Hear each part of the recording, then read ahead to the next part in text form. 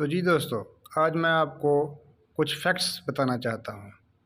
آج آپ کو جیمز ویب اور ہبل ٹیلیسکوپ کے بارے میں بتاؤں گا۔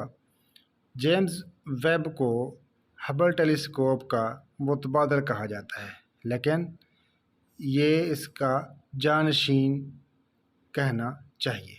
سب کے بعد ویب ہبل کا سائنسی جانشین ہے۔ اس کے سائنس کے اہداف ہبل کے نتائج سے متحرک تھے۔ ہبل کی سائنس نے ہمیں لمبے ویو لینتھ کی طرف دیکھنے پر مجبور کیا۔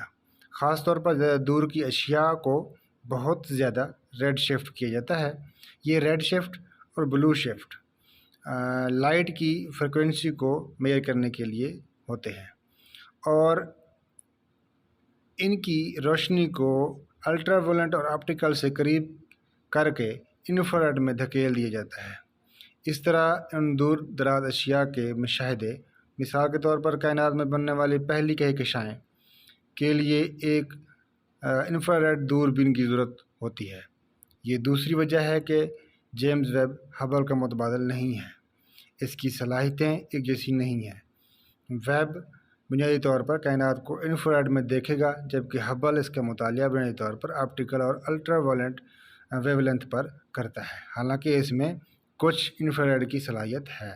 ویب کے پاس ہبل سے بہت بڑا مرر ہے۔ روشنی جمع کرنے کے اس بڑے علاقے کا مطلب یہ ہے کہ ویب وقت سے کہیں زیادہ پیچھے جھانک سکتا ہے جتنا کہ ہبل کرنے کے قابل۔